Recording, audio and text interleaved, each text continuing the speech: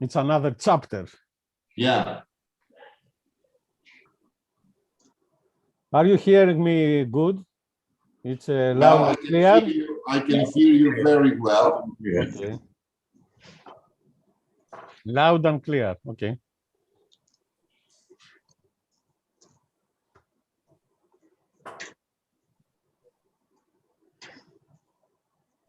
We will see the questions that possibly thereafter will be raised, and we choose a number of those. I'll take about a couple of minutes, and then we can reply to them, because it's quite difficult for the panelists, I mean, to type while listening the others talking, to getting out of the outcome and of the running of the session.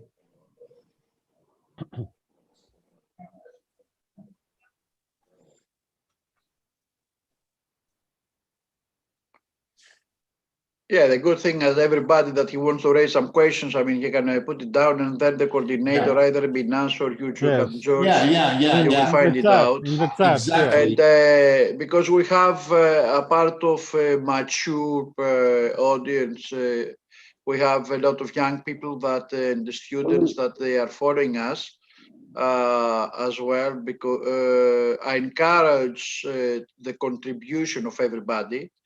I want to make sure that they are not talking to or discussing to the gods, that we know everything, but the good thing is that we are well experienced to try and think about any answer, and certainly if you combine the mind of Captain John Drakogiannopoulos with Mr. Lajmi, or with Captain George Uris and Chamopoulos and myself, and then something good is going to happen. Therefore, I encourage you, all of you, to raise questions. And don't believe that we know for sure what's going to happen, whether if and when the Suez Canal will be blocked next week or the week after. Certainly, we can imagine what's going to happen. And therefore, this is how we are here to discuss this matter. And for me personally, I would like to thank SQLearn and Captain George Churis for the opportunity that he gave me and he gives me now to be part of this discussion, this live discussion. And of course, the coordinator, who is one of the most serious and thank you, Captain. Thank you. Experienced journalist in the maritime world, and not only. The diamond pen in Greek and in the last of shipping, as I called recently. Thank you, Captain. Thank you, captains.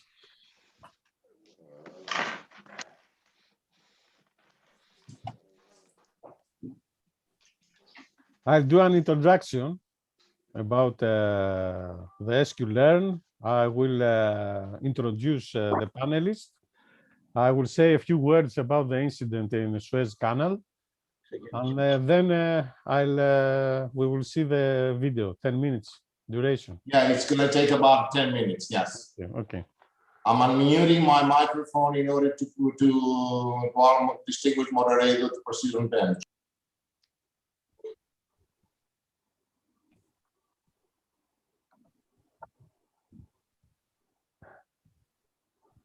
It's like we are in Formula 1, waiting for the green light. Can you hear me? Yeah, there is always a time of grace, Captain Ted. A time of grace, not a year of grace, as we used to call it in the other parties, for for the people that are possibly late or still working and wherever. So I believe 6:10 we can proceed onwards and give the chance to the others in the facility to proceed and log in.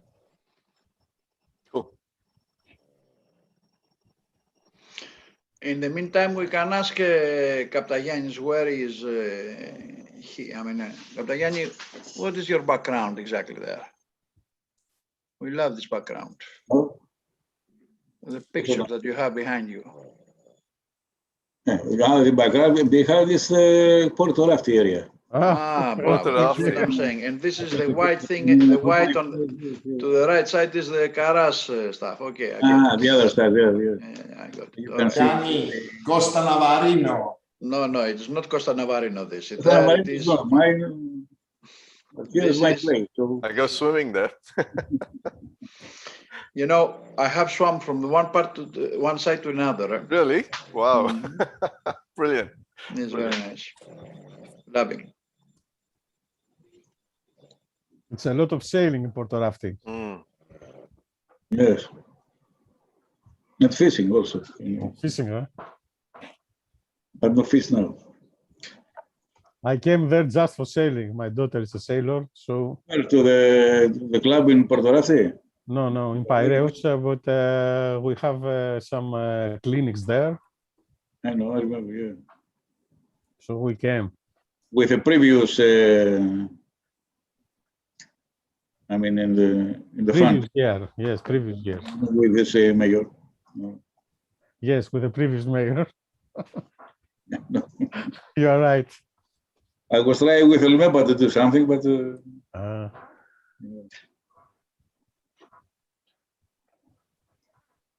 We have 54 attendants, huh? Until now. what time will start?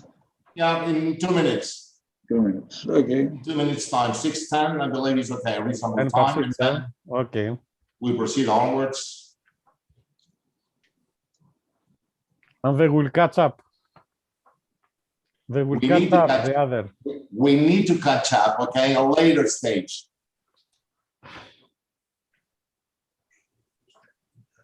We have 1 minute.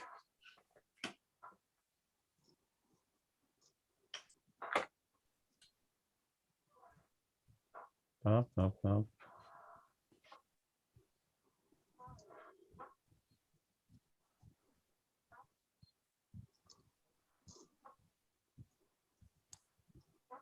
Captain Dev, this is a photo behind you. Well, actually, yes. That is outside my home in England, in South Shields. In It's England? yeah, Oh, it's amazing. it's in the northeast of England. Amazing. It's on the North Sea coast, and it's a bit like Dover. It's Dover, the yeah, cliffs. This is one cliff only. This is what's left of the cliffs. It's right in the middle of the sea, actually, and Amazing. yeah, it's very nice. It's very nice, but But it's not Greece. We have Porto Rafti and North England. It's not. Yes.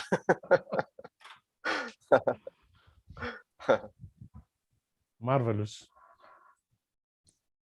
We may proceed, guys. Okay, Gentlemen, yes, we may proceed. the floor is mine. Good The afternoon to floor all. is to our distinguished moderator.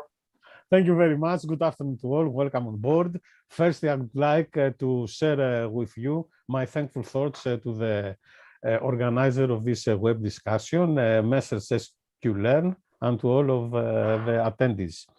Allow me to introduce and welcome our distinguished panelists.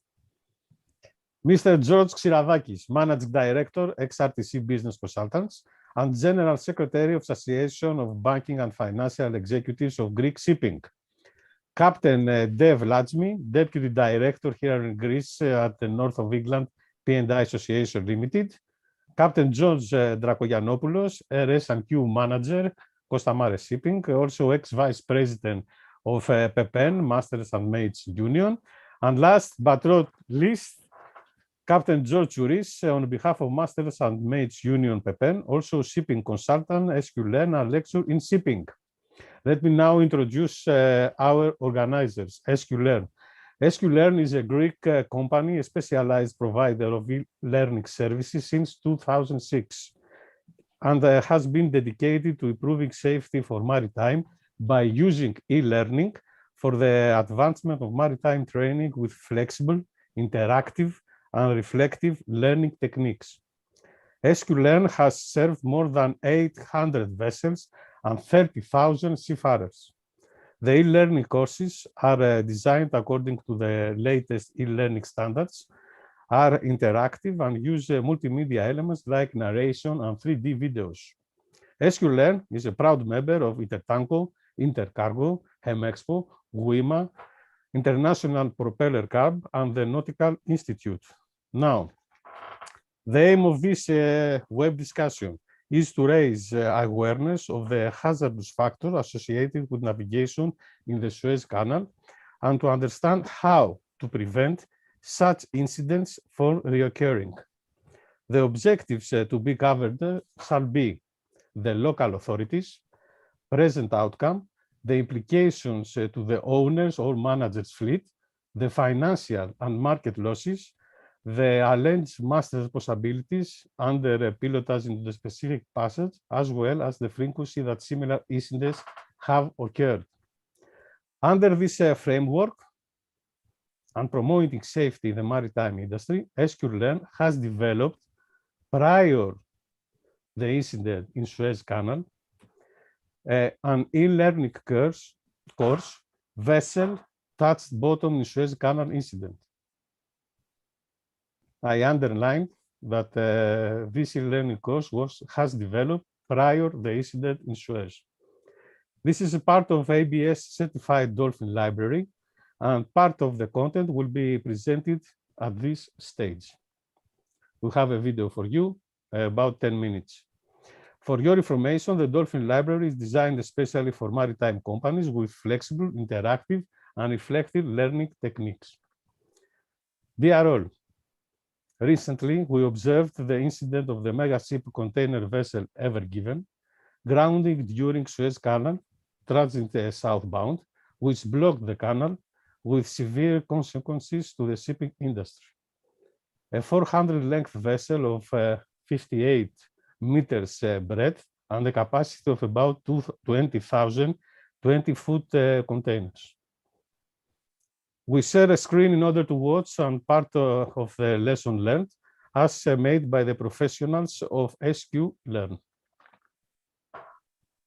Let's share the video. We're going to share the screen now for all the participants to have a look. Vessel touched bottom at Suez Canal. Learning objectives. Welcome to the course, Vessel touched bottom at Suez Canal.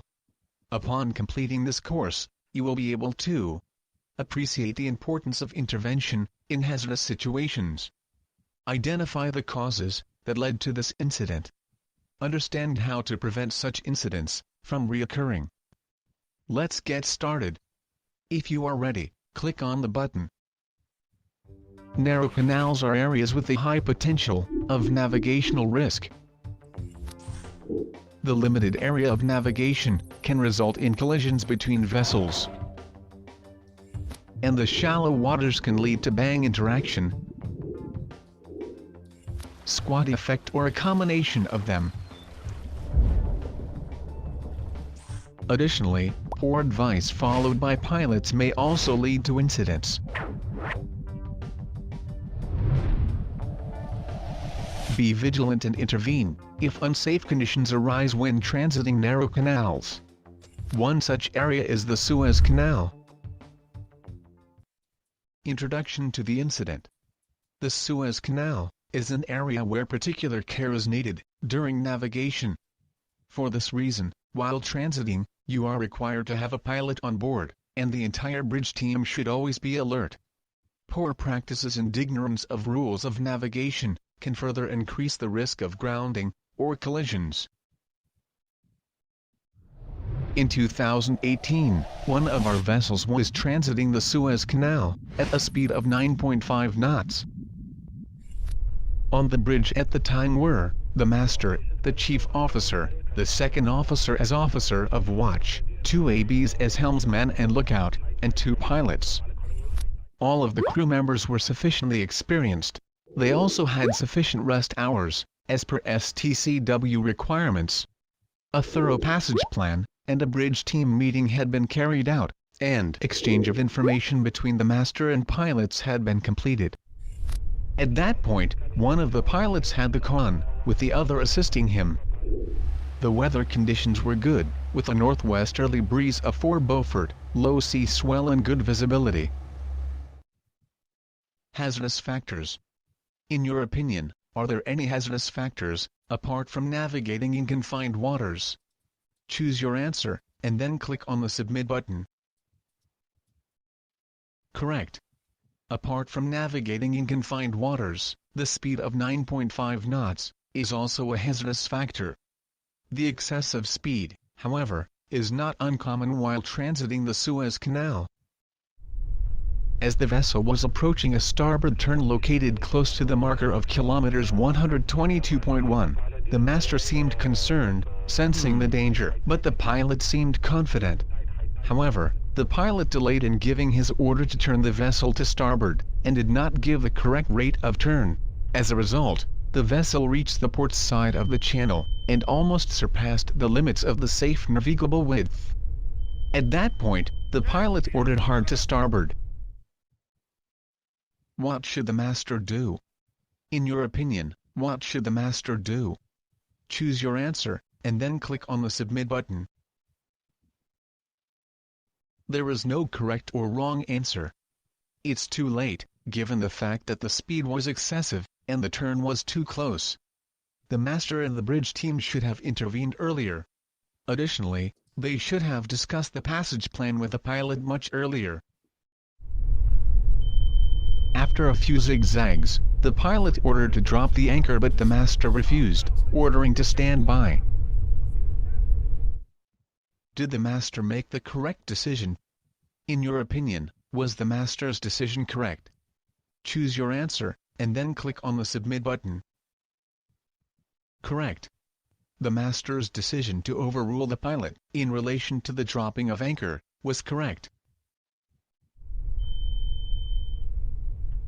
At 17:40 local time, the vessel touched the channel bottom at the port side, some distance after marker KM 127. Immediate action. In your opinion, what is the first action that the crew should carry out? Choose your answer, and then click on the Submit button. Correct. The first thing that the crew should do is see if the vessel is not run aground and can move under her own power. After ensuring that the vessel was not run aground and could move by her own power, the master, assisted by the other pilot, proceeded to the exit of the channel with safe speed and headed to safe anchorage.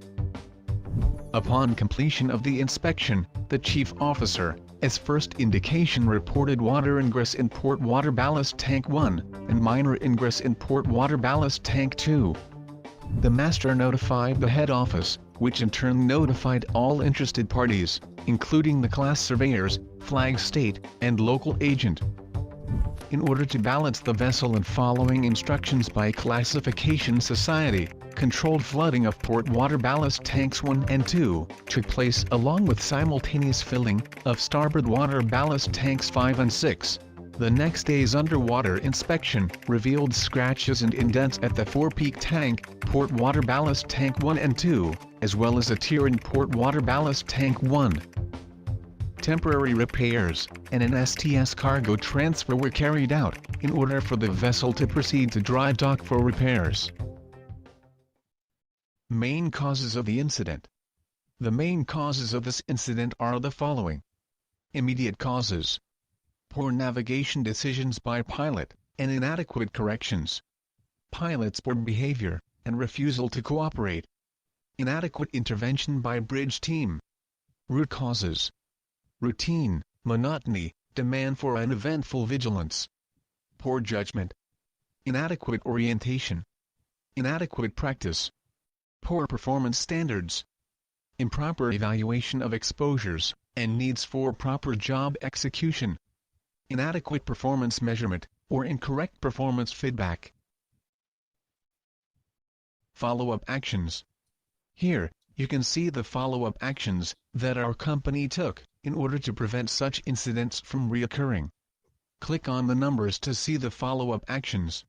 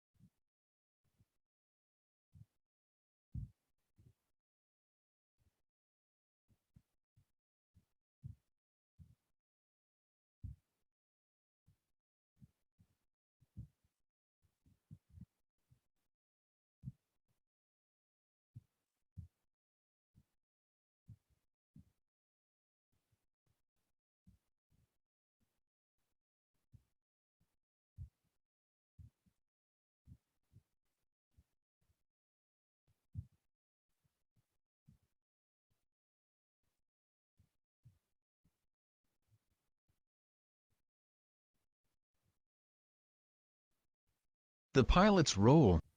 There is very often a contradiction regarding the pilot's role and responsibility for the vessel when it is under pilotage.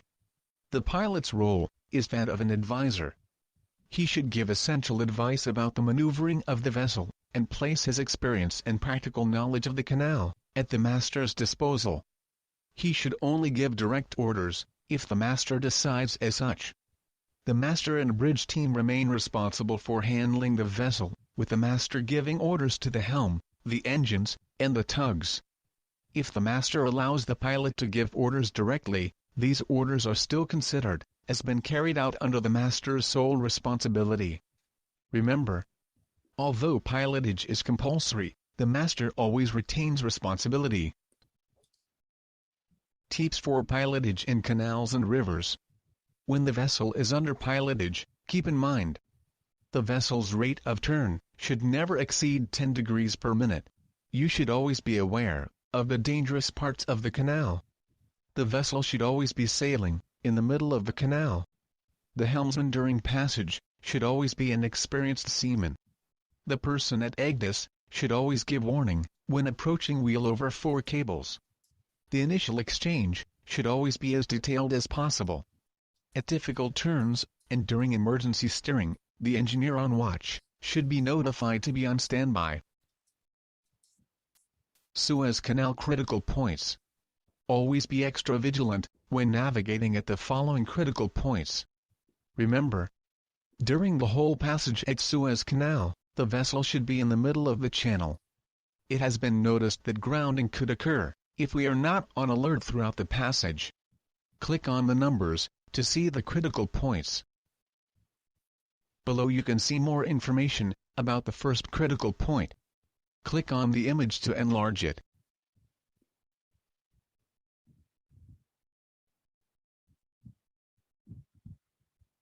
See below more information about the second critical point. Click on the image to enlarge it.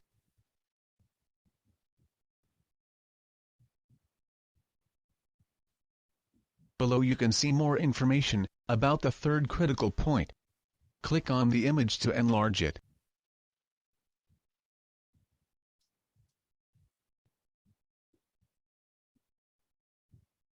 Below you can see more about the fourth critical point. Click on the buttons to see more information and on the image to enlarge it.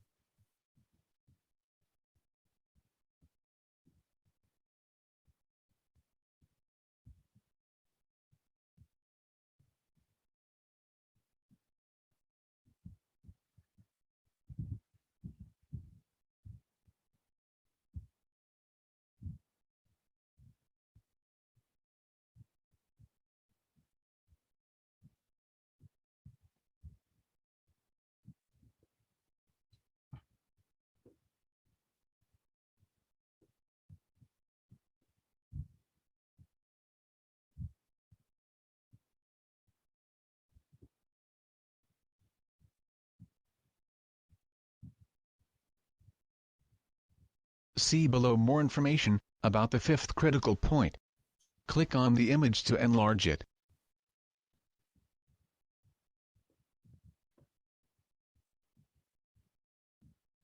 Lessons learned. Let's see the lessons learned from this incident. Click on the numbers to see the lessons learned.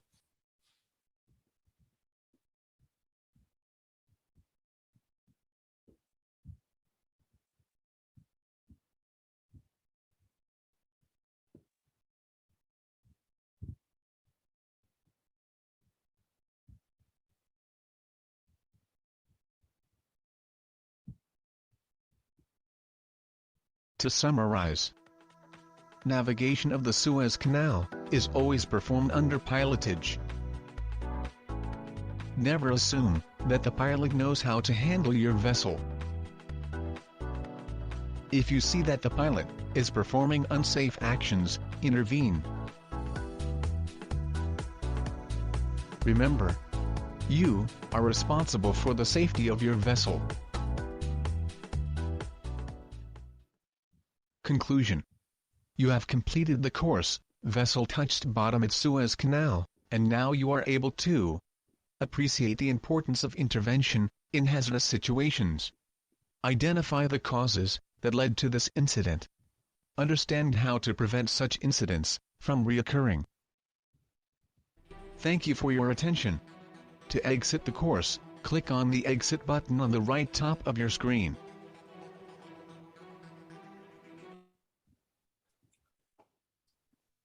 Captain, unmute. Captain, unmute. Unmute. This was a very, very interesting video that gives answers to a lot of questions, which come even from the seafarers, and especially for us that we are not seafarers. Let's proceed to the questions. I hand over to Captain Chouris. Captain, were you surprised by the incident of Ever Given? Was that expected, and do you believe that the same cannery occurred at that extent? Thank you very much for the question also pressed. Definitely, I was not surprised at all, as most of us, though I was quite surprised of the size of delay and the extent of the delay has occurred, affecting the world trade. Throughout the years, ever since we started sailing, we realized and we have observed, we have witnessed incidents in Suez Canals throughout our on-board experience, but from office too.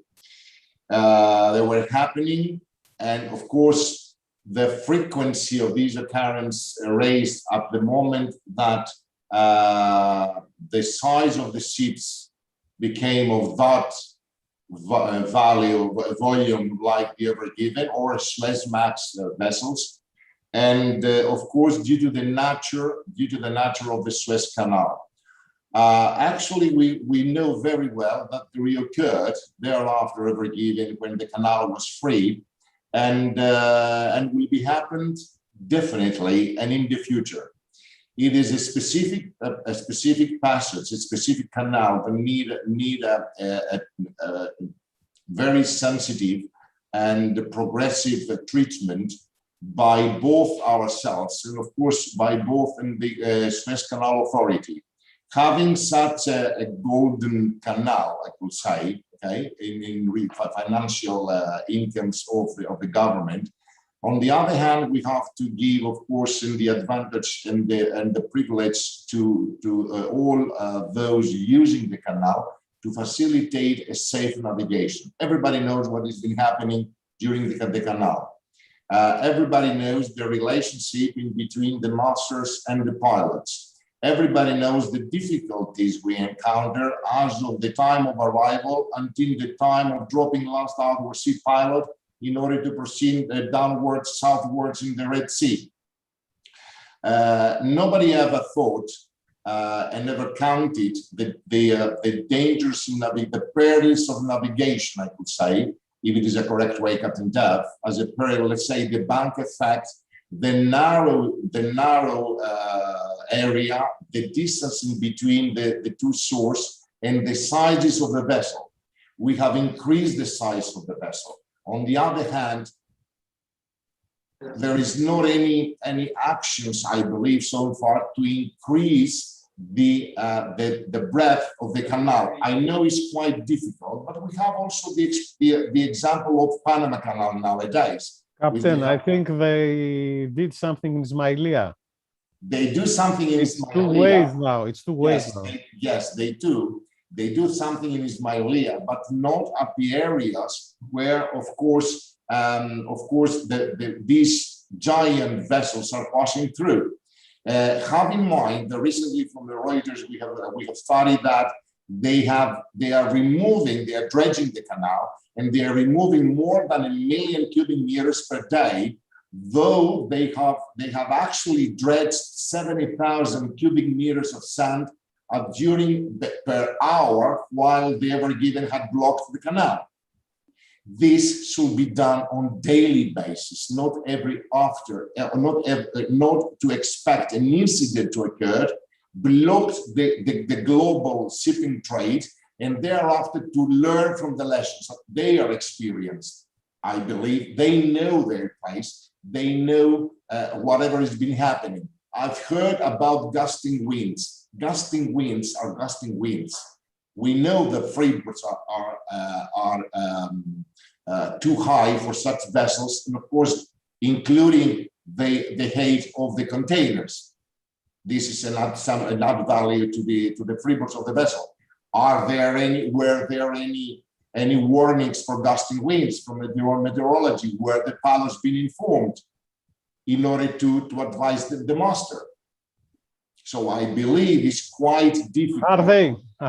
Well, actually, my experience, passing the Suez Canal, both sides, both north and south, I've never had any information related to the hazards to possibly be encountered during my passage. Simply the normal things, or others, which of course is not at the present stage and throughout this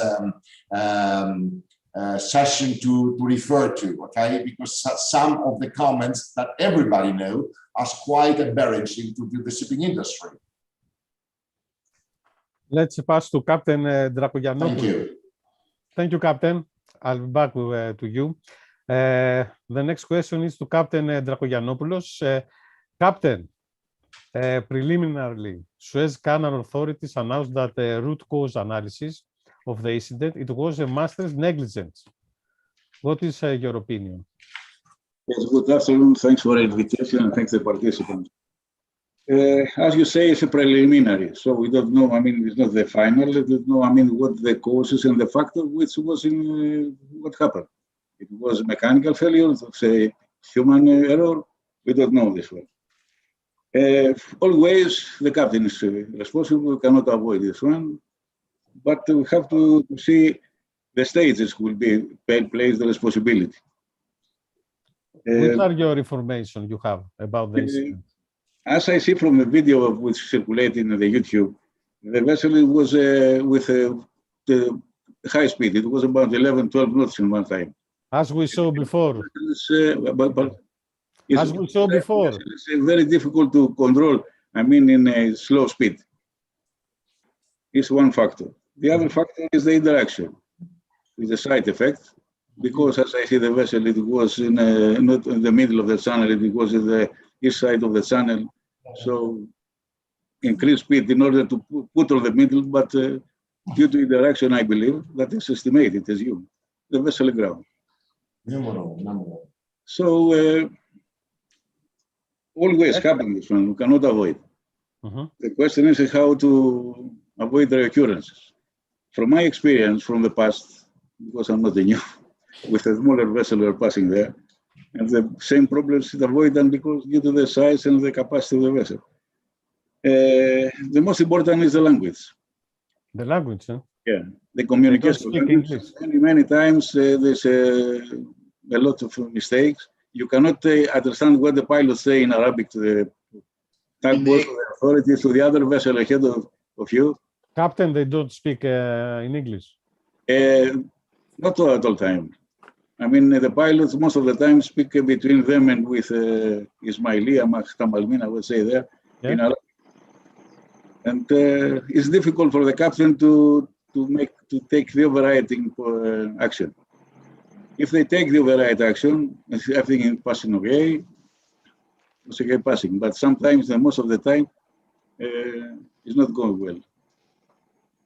So they need from more stakeholders and the companies and the unions to find some, some more experience, methods. We can from your experience in Suez Canal, you have to obey two pilots' orders or not? Listen, if you specifically to Suez Canal, pilot, for sure you have a problem. So you have to make the other method. If the pilot say 10 to start, but you can see that the vessel is going to sink, you have to put by a signal to the steering to the officer and say half, or say full speed, say reduce even the control is in full, you can say half. So you have to be diplomatic with it. In the past, it was easier because the crew were Greek. Yes. No, sorry for intervening in this. No, it's okay. In the past, it was easier because the crew was Greek, and And we the have pilots a that they were second Arabs, they did problem. not understand Greek. Therefore, the pilot say half speed or whatever, and the Greek captain say to they know Greek. They have to speak Greek. yes, many of them. The best way is to make some trips and say, I mean, to look the helmsman and the officer of the watch, and we'll say, I mean, turn to starboard, and you have to say by some. So we have a problem of language, a severe problem. It's a problem with the language. Thank you, then, Captain. Yes, please. Cooperation with the pilot, I mean, with polite way. Don't say, I mean, against them or, in political. You have to be a diplomat. Yeah, exactly. Except from Captain. I was many years, I don't have any accident there. Sometimes happened a lot of near misses, but with a diplomatic way and the other ways, you can clear. But with this big vessel, it's very, very, very important to take consideration and the risk assessment to see, I mean, the factors you have to, I mean, based on the specific risk assessment for each company to identify what's exactly what the risk you have to control. Thank you very much, Captain. Captain Chouris, what is your opinion on the master's position? Does the master have the facility to react constructively in such cases? What do you believe? Well, I believe, first of all, for the specific incident, I reply generally to the master's position in such cases as for the accident, for the grounding that occurred. I'll be very pleased, honestly, to wait the final outcome in the evaluation of the incident. And I don't know whether you know, by the specialists and the expertise evaluating minute by minute and the actions taken by all parties concerned. And of course, as in a Greek, in Hellenic community, it will be very nice and I'm very proud actually as a master to know and be aware or announce that the Panama Flag Administration has appointed exclusively Messrs. IMC Group, Mr. Spanos, in order to evaluate and study and evaluate and have an outcome of the actual incident. So this make us feel very proud as a clear evidence that our expertise and our knowledge of the people involved in the shipping industry is valuable and accountable worldwide. So master's position is very difficult. We fully agree with Captain Yanis, and Captain Dev knows the same, George knows the same. You have no space several times in such a cases. You have no room, okay, time to evaluate, act, and correct any action possibly believe that is going to have an incident or a near miss or whatever. That's why we have to be alerted several times. The pilot, Yanis mentioned before, yes, correctly, Captain Yanis, that several times the pilot with their tugboats, they talk in their native language, and of course with us in English language. They speak actually fluently English. This is what is an outcome of my experience. On the other hand, it happened many times to ask them what instructions had been given to the tugboats, and they reacted very much aggressively. Meaning, I know what I'm doing, Captain. Trust me what I'm doing, Captain. Yes, I trust you. On the other hand, the master, the pilot. Yes. Trust. I do trust you. You know the canal much better, suppose, as I do, and everybody knows. If we have, all those years in the operations department, having evaluated the content of the navigation rules of the Suez Canal Authority, it's full responsibility at the moment that the vessel enters into the canal, it's sole responsibility of the master for any incident possibly occur. And there is no responsibility of any third party in such cases. So I'm fully responsible. On the other hand, I have a very limited time frame, either to understand what you have said or to correct. Because we are talking, gentlemen, we are talking about seconds, and is not the only thing that we have to study and evaluate and assess. We have seen in the video that was too late to do anything. Yes, especially in the turns. The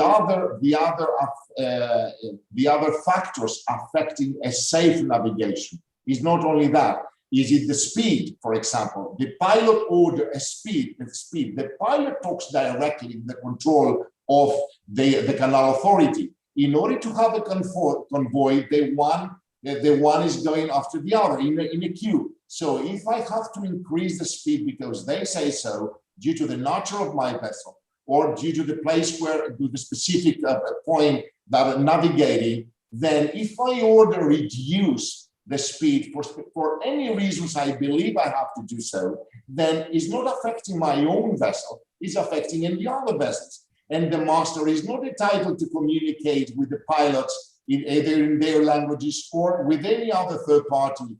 The master has not the big picture of the canal. No, not at all. Not at all. He controls the vessel. He tried to control what the pilot is giving. That's why we are always saying, be alerted, because you never know. Just to have the time, if there is a time, to correct what has been happening. And it's remarkable to report several times. When, as a member of the disciplinary committee of the Merchant Marine, I've seen cases, especially in Suez, and also in Paraná River, where we are blaming the master because in Paraná River, everybody, I mean, Captain Yanis knows, Captain Deb knows what is the meaning of Paraná River, navigating during nighttime and have unlit buoys with the 2 pilots on board a ship, and then the vessels are grounding due to not sufficient underkeel clearance or due to the current that is coming from the stern and the vessel is navigating with difficulty. And then we blame the master. What he could do is not in our hands. Several times is not in our hands. Yes, as a master, it's happened to me in Abidjan, for example, when I used to go the container vessel, to talk to the captain, the vessel stops with difficulty because due to to her side. So do not proceed to the berth with the half ahead, proceed with a slow ahead in order to have a space and room to stop properly and maneuver the vessel and berth safely alongside. Captain. Several times the pilots agree, but several other times they say, no, I know better than you do. Captain, do you believe that the master is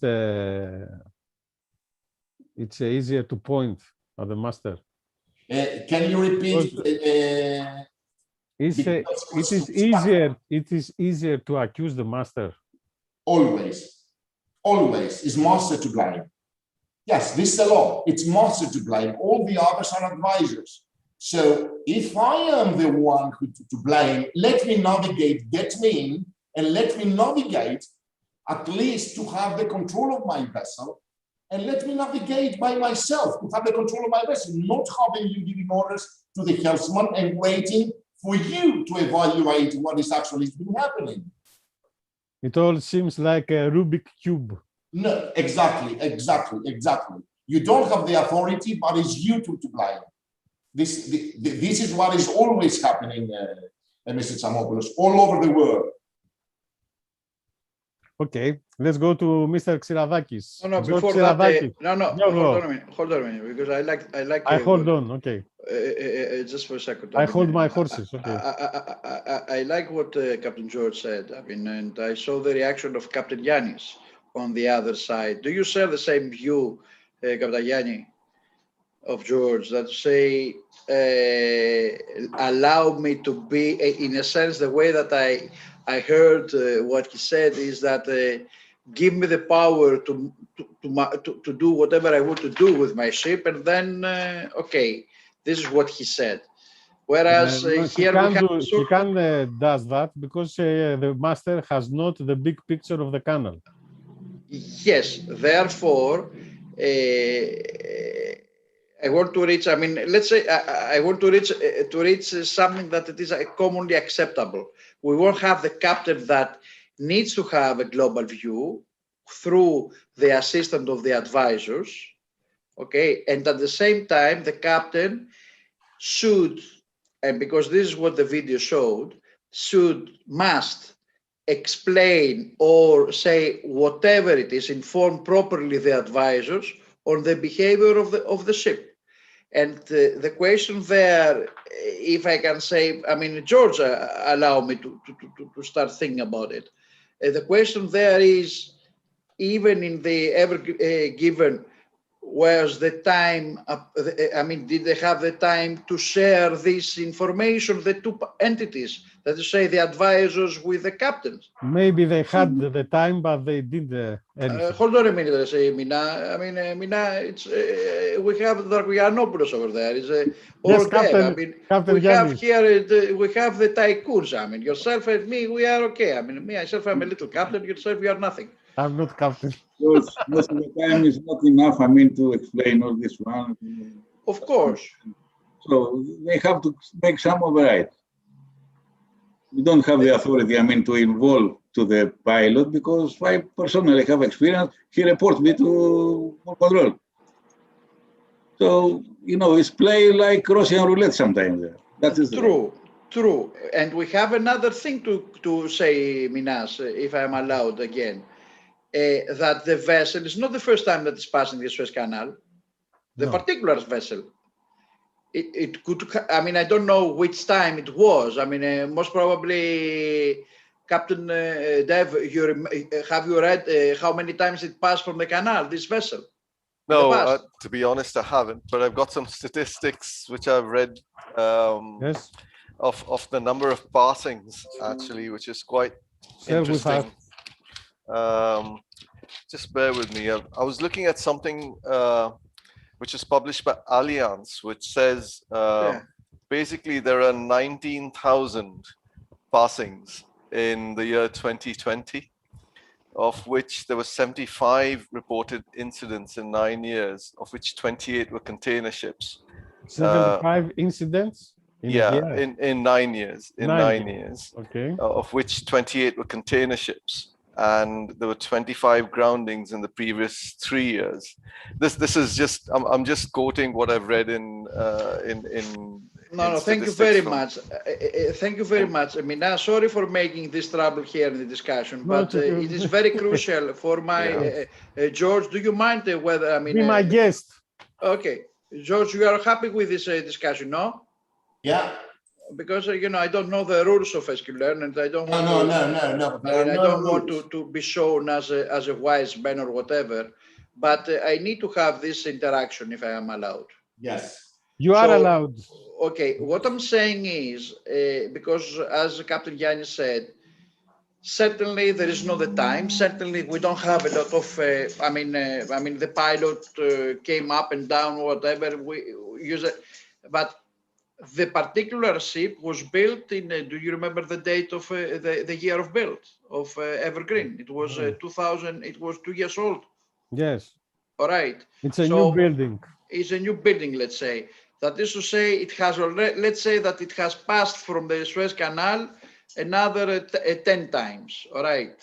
So, but if you see how many pilots there are in the Suez Canal, this does not mean that the pilot that he went to the particular boat, the ship, has already been I mean, it was the second or the third time he had gone already to that ship. And therefore, I insist that in order to accept the allegation of Captain George Uris, I insist that it is necessary for those two entities, i.e. the captain and his crew, I mean the bridge staff, and the advisors, as it is called in your video, they must have the time to exchange information. This is absolutely necessary. And they don't have the time. And we are talking now, hold on. We are living now in a digital era. We are living now in an internet era that this sort of information has to be even exchanged even before the boarding of the pilot. That is to say, if, for instance, in that particular loading of the ship, there was a misbehavior, or there is a technical issue, or there is something like that, or I cannot, let's say that I'm not happy with, I'm saying now, I'm not happy with the quality of the fuel. I mean, don't quote me, but you know what I mean.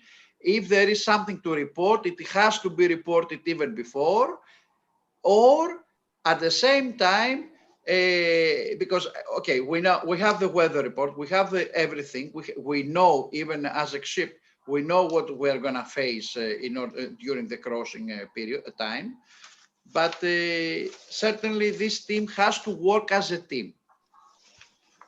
George Siradakis, I will sum up all you have said in one phrase. The devil is hidden in the details. All right, I accept this, but our life is in devil there. But we are daredevils. We are daredevils. We live this like this. I mean, we have to avoid the devil. I mean, we love paradise, but this is the truth. Captain George, what are the financial implications to the present container trade? That was a very big issue. I mean, that was a very, very big issue, and it came in a time that the humanity, the mankind, needed transportation tonnage, needed capacity, needed a lot of containers. I mean, it was the recommence, the restart of, let's say, of the international trade of manufacturing products and other products that are being carried through the container lines. And certainly a short blockage as the one of the Suez Canal, it is really very, very important, and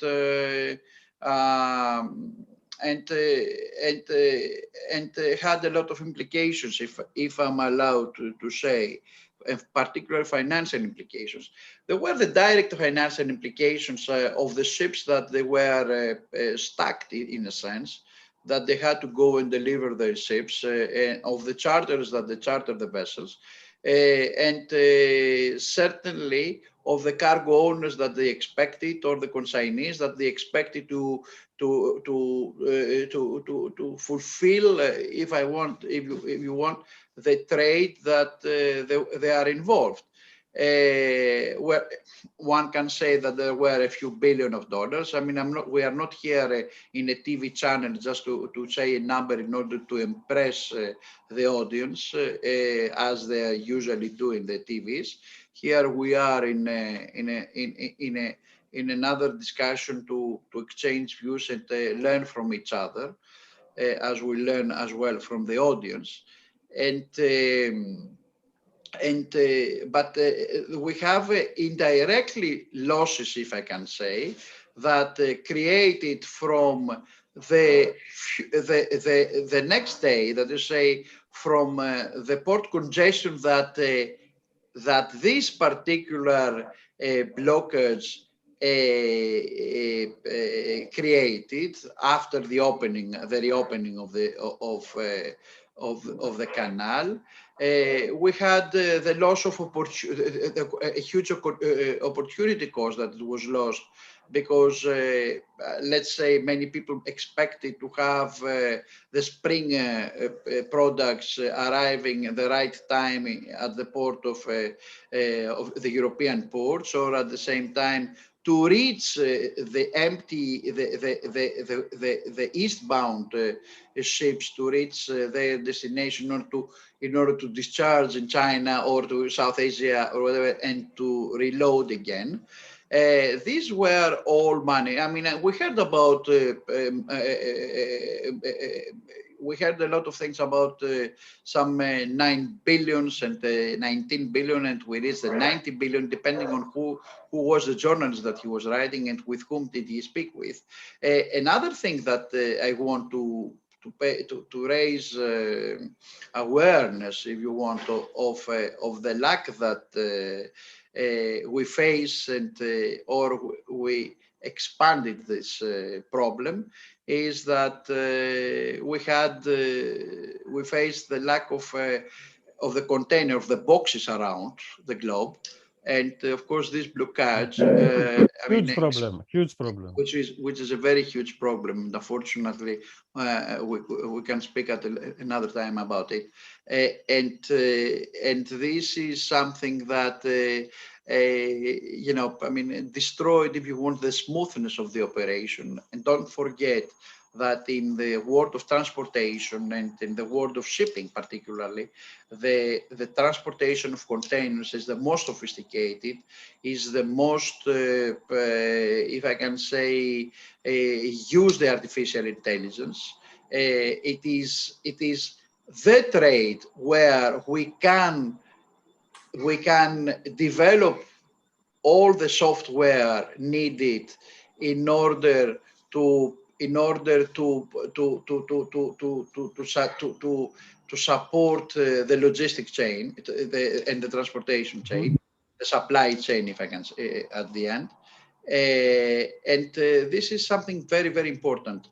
So these were more or less the financial implications. I don't want to say, for easy things like, for instance, that, okay, that there were some money, let's say the cost of transportation went up 9 to 12% if and when the ship was going to go around South Africa and go to Europe or whatever.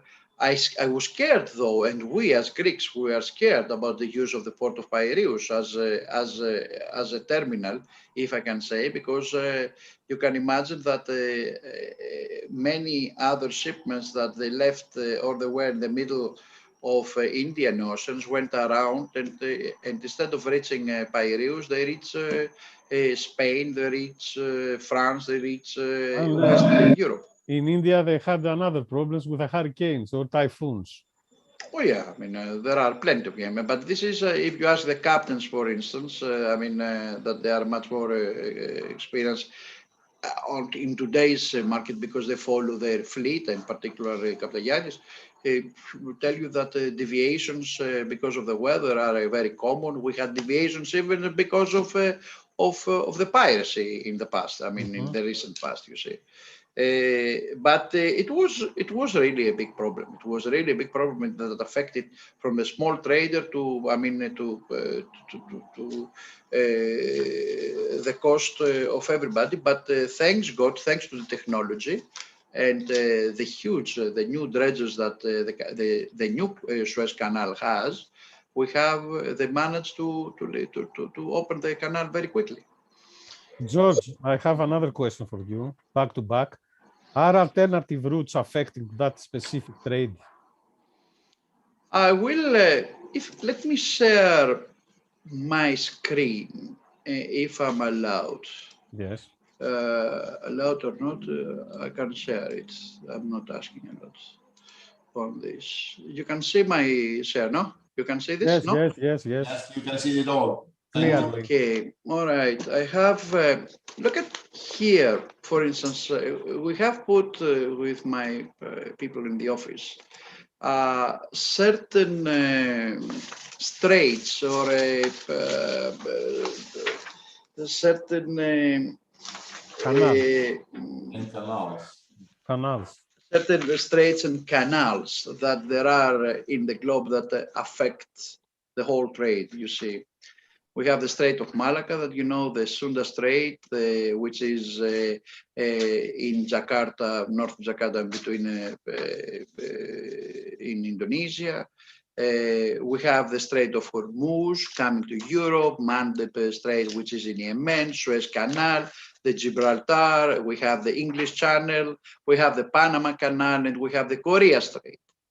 All of them can create the same problem. For instance, why it is the Sunda Strait very important nowadays? And I bring this into the discussion just to understand. We have all of us to understand that the big ships now, they do not pass from Malacca Strait.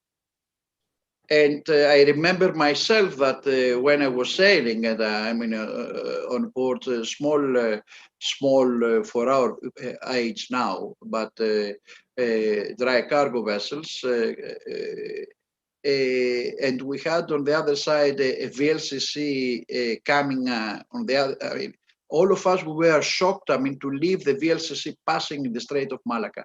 Now the VLCC has to go from Sunda Strait, or a very large container. Most probably is going to have the same order in order to avoid the Strait of Malacca, because under the law.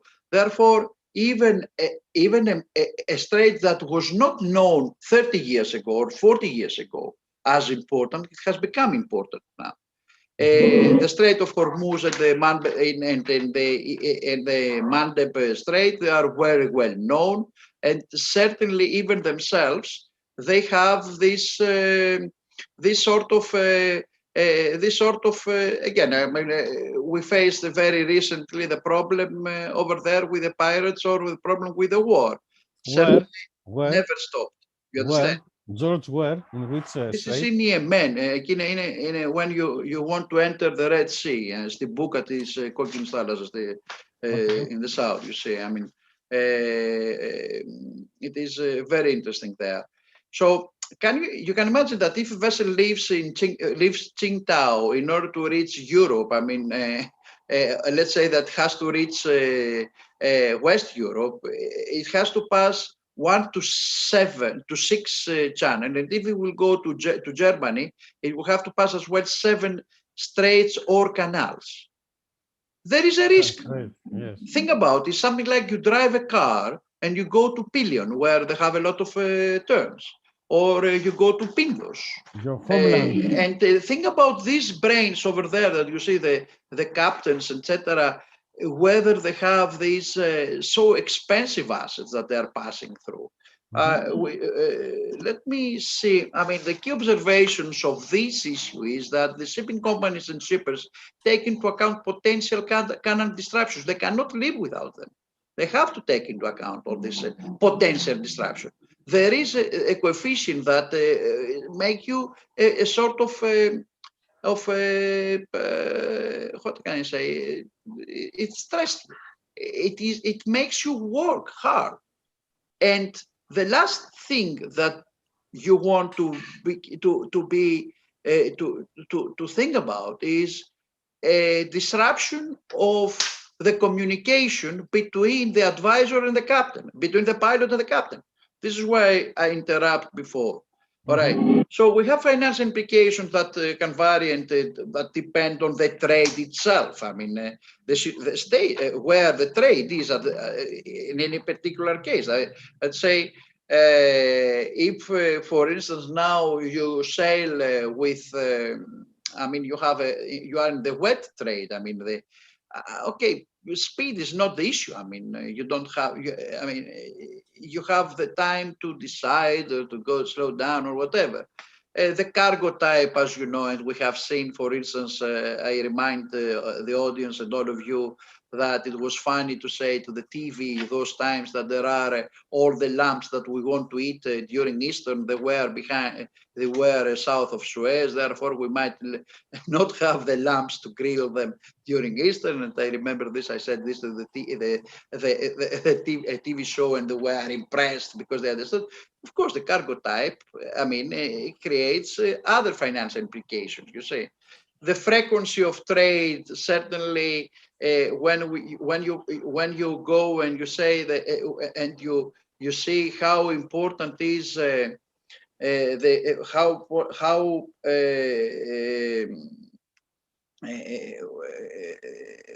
how you measure everything and you count everything on the punctuality of the trade, and this certainly can be affected. And the vessel type, depending on the different vessel type, as I said, it is different implications. Certainly, it is very easy to say that, okay, I can pass, instead of passing from Suez Canal, I will go around. But this is not easy to say in in any route. There is no alternative routes in every route. I mean, for instance, let's say that you have a vessel leaving New Orleans and you want to go to west part of Canada. It's not easy to say, okay, I'm going to go South America and to pass. No. To pass You have over to there cross and the make Panama it, Canal. you see. Yes. So if you see, for instance, here, I mean, we found this from a very nice paper that was published in Maritime Policy and Management by two Chinese fellows, the Chinese fleet implication, the impacts of a strait and canal blockages on the transportation cost of the Chinese fleet in the shipping network. And you can understand here, for instance, how much it can, the risk that they have on the container, on the bulk and the liquid market in different crossings from different strait or canals. Anyhow, I mean, this is the coefficient, this is the sort of the risk that these particular the shipping companies and the planners are taking, and always take into account before they decided. I mean, before the traders and the charters, before they will ask the specific route and the choice of a specific route. In short, if I'm allowed to say, to read, we say here about the Chinese fleet implications. Where the Manbird Strait and the Suez Canal are blocked, the small and medium ships and large ships to Europe and the Mediterranean must sail around the Cape of Good Hope. As we said, the deviation increases distances by approximately 4,000 to 6,000 nautical miles. And of course, this, with a very quick calculation, Captain George or Captain Yanis can tell you how much it costs, this 4,000 to 6,000 nautical miles, and increased cost by approximately 4%. I heard that it increased cost by approximately 9 to 10%, but here we are. The blockage of the Sunda Strait, as we said in Indonesia, has great impact on the bulk and liquid bulk transportation costs, because the ultra large bulk and liquid bulk ships are not allowed to sail through the Strait of Malacca. This is what I said before to you. They almost always sail through the Sunda Strait.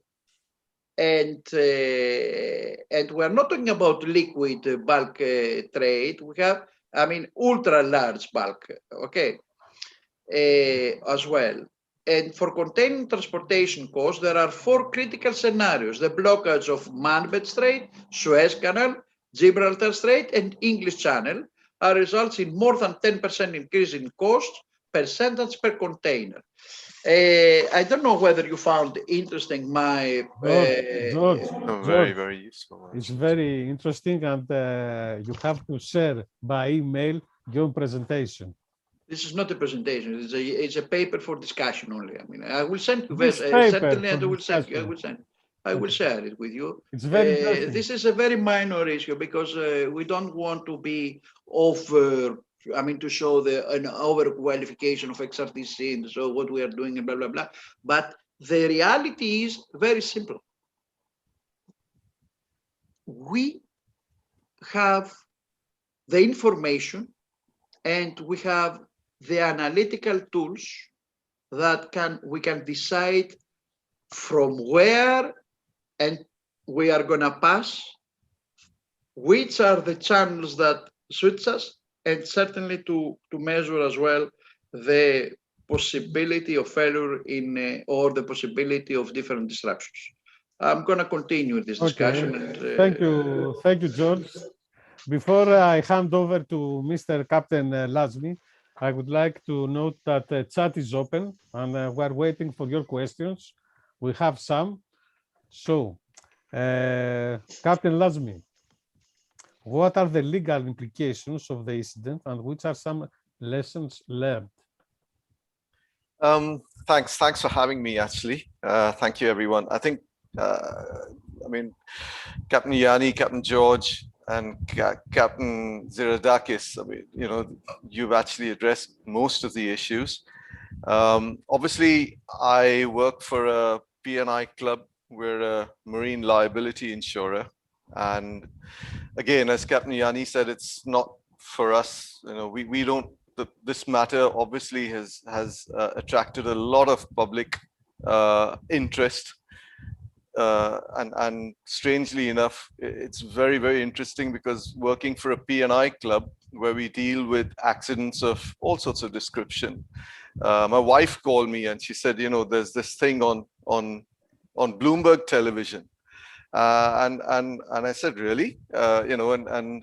It's quite shocking because I've got so much of information. And as Captain Ziradakis said, we don't know how much of it is true, how much of it is untrue. There's information which is published by various insurance companies, by lawyers, etc. And insofar as how insurance works, I'll tell you in a very generic sense. Yeah. Yes, please. Basically, a lot of countries, Egypt is no exception to it. Yeah, they work on what is known as a strict liability regime, and it's very simple. It's like you driving your car. Yeah, okay. If I drove my car and I drove into Captain George's garden wall in his house. Yeah, okay. It's very simple. Captain George would have a strict liability regime where Captain George would have a claim against me for the damage to his house. Yeah. Okay. All right. Yes. All right. And that is irrespective of whether he doesn't have to prove whether I've been negligent or not negligent. That's a very simple way of putting it. So I think every ship's captain and every ship's crew need to understand, basically, what is the legal liability regime that he's operating under, not just in the Suez Canal, but in most jurisdictions. Yeah, okay. When they damage third-party property, that is a strict liability regime that they operate under. So effectively, what happens here is, obviously, you're talking about dredging. We were talking about damage to the bank. So effectively, the first claim that the owners of that canal have against the ship or the ship owner, maybe the charterers or the operators, is damage to their canal. Yeah, that was the first thing.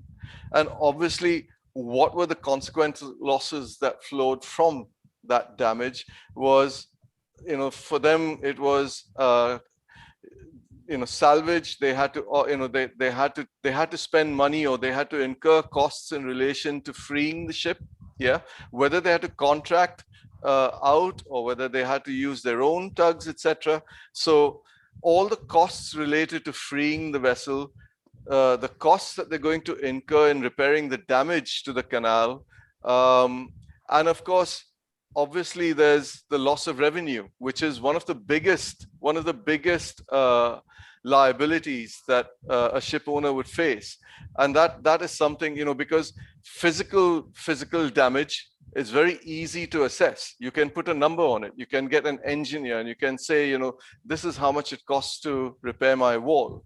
But exactly what Captain George Ziradakis said, you can have all these statistics, how these ships trade, but to actually put a finger on loss of business interruption is very, very difficult.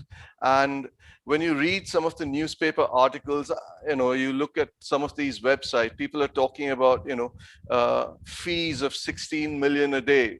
Again, some journalist talks about 5.1 billion. I mean, people are talking about really big figures.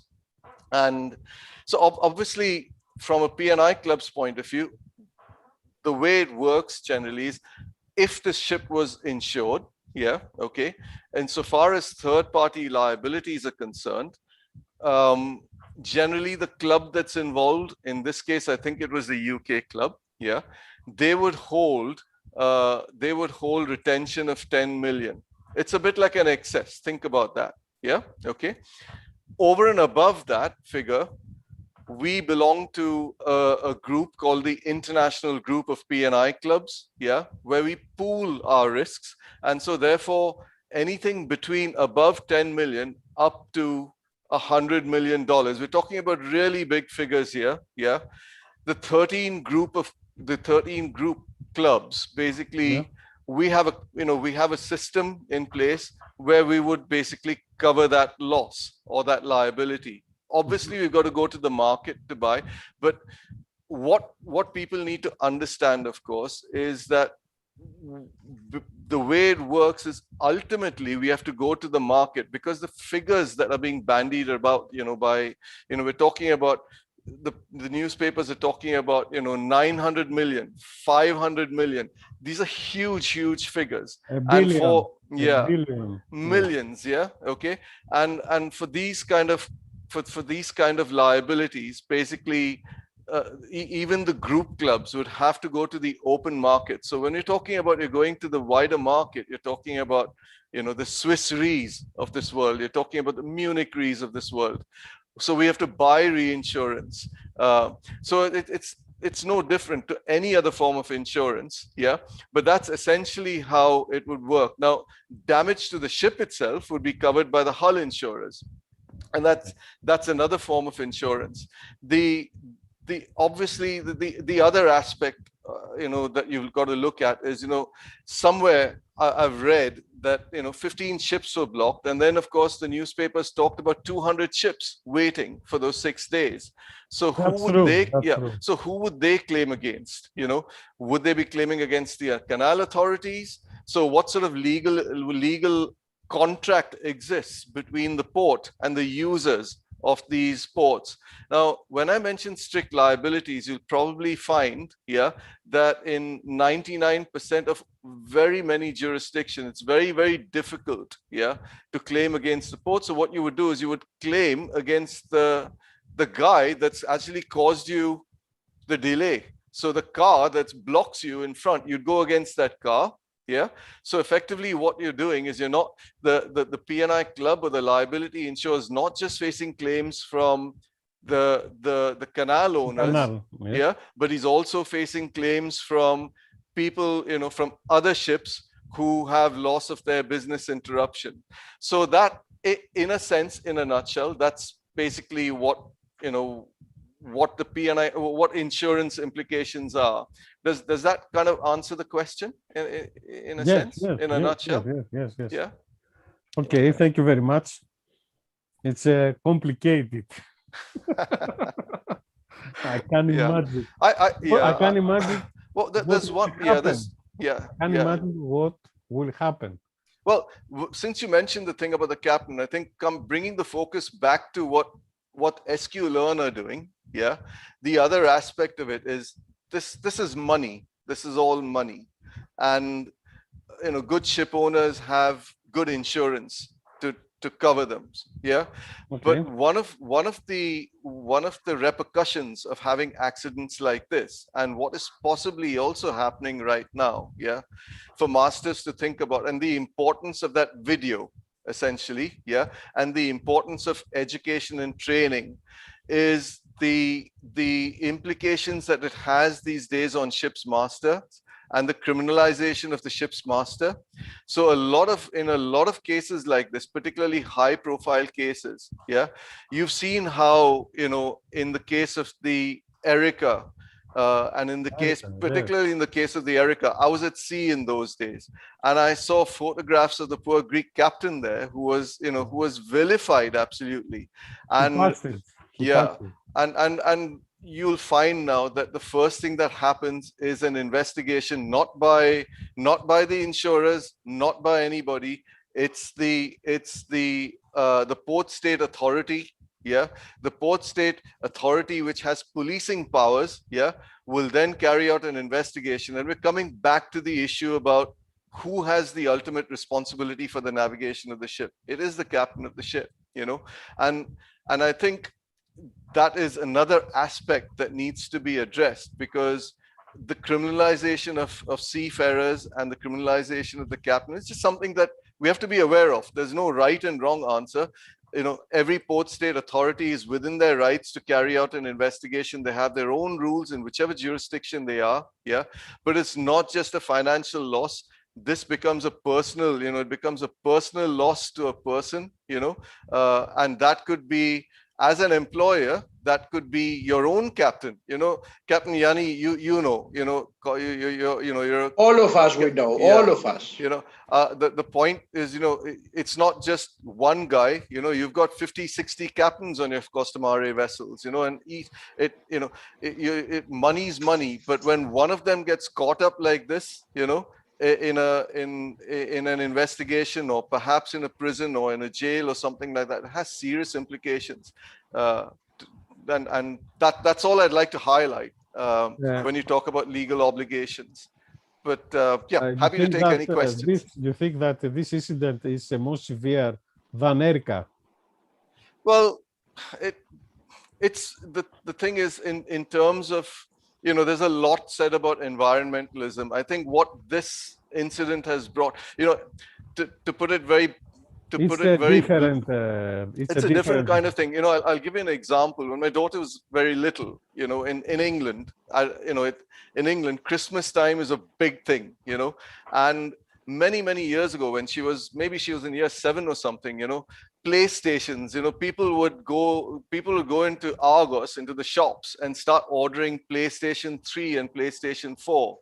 And in those days, for whatever reason, a small congestion in Suez, a small congestion in the Suez, and the bloody PlayStations wouldn't arrive in the shops on time. So and the parents would be saying, "Oh my God, this present, what am I going to put under the Christmas tree for my daughter?"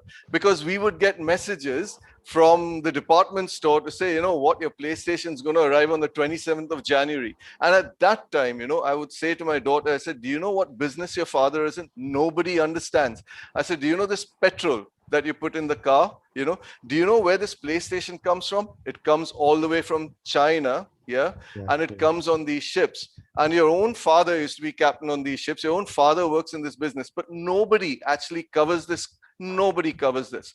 And that's what surprised me when when this Ever Given incident actually occurred. My brother-in-law, who's in marketing, in Indonesia, wrote to me, and he turned around and says, "You know something, Dave?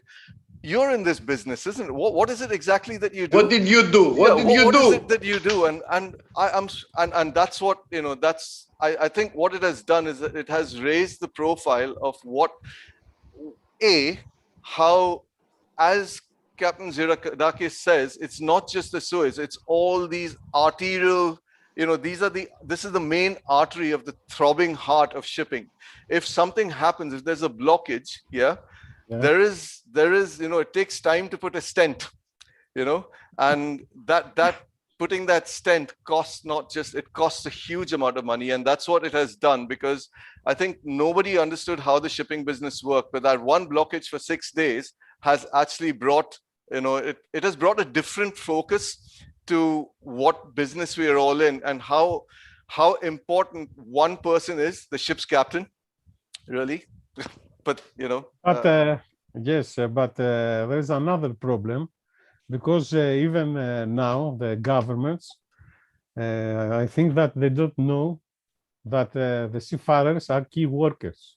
That's right. It took COVID. It took months and months of lobbying for us to be able to do that. You're quite right. And absolutely again, right. whatever we have achieved so far, I mean, if we're going to pass a 2 years period of smoothness, etc., everybody will forget about it. Captain Lasmi, are owners covered in such incidents as per the insurance policy if outcome is not crew negligence? They would. I mean, as I explained, the strict liability regime is something that, normally how P&I cover would respond, obviously we are an indemnity insurer.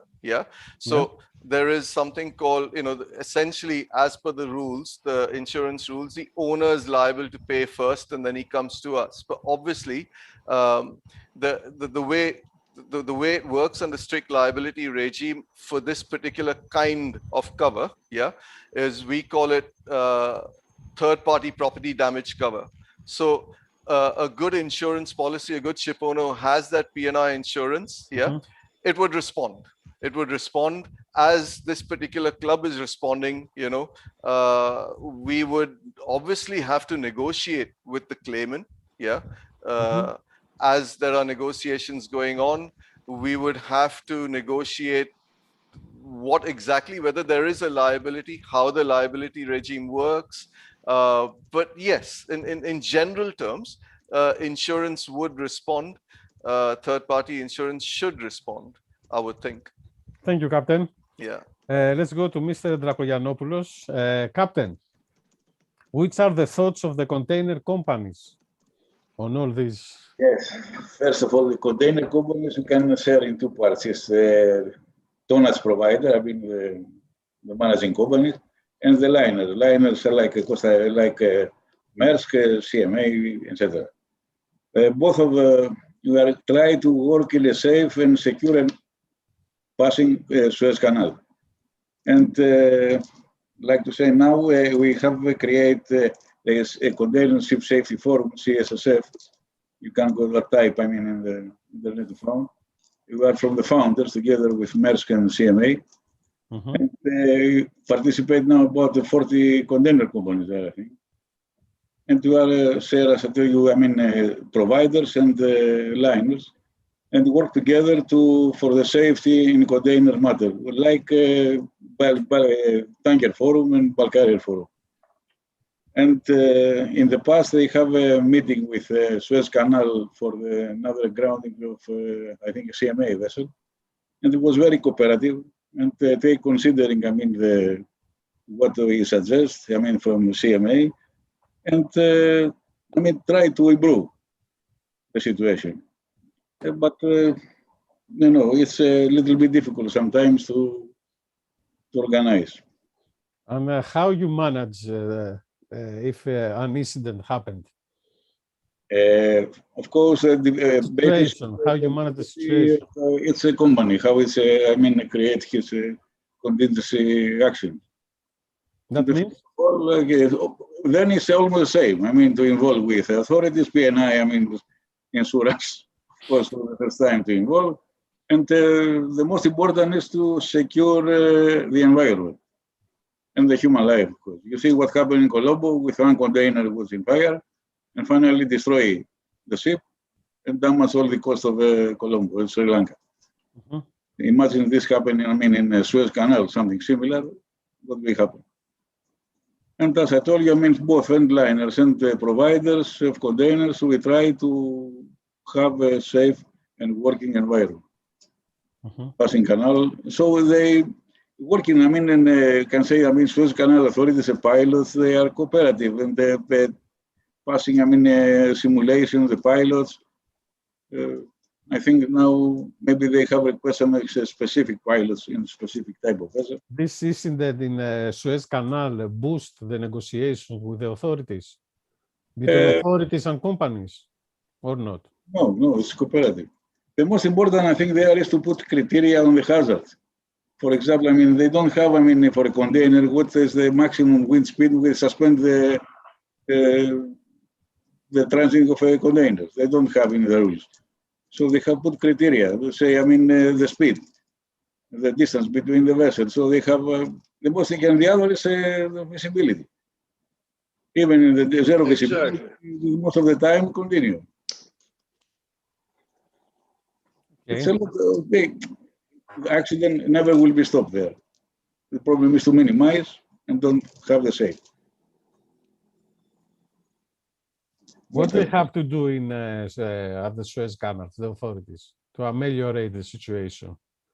First of all, I mean, they try to assist them with navigational aids, communication. They understand also have communication. I believe, I mean, if they have some escort, tugboat escort in some difficult points, terms, maybe to assist. But everything is cost money. And then the world stakeholders, all the organizations, they have to put some money to increase the safety there. They will do. They will do. They know that the captain is responsible. They know that the VDR is on board. They going on the wheel, I mean, with the wheel and say, Captain, you are as per Suez Canal rules, you are responsible. I'm here to assist you. Anytime you want something, call me. Let me know. Captain, do you believe that canal authorities should focus how to enhance the ability of very large ships to navigate safely in the canal and resist the canal blockages? It's similar with the... I believe considering and working to this one. But one area is to put a tugboat escort.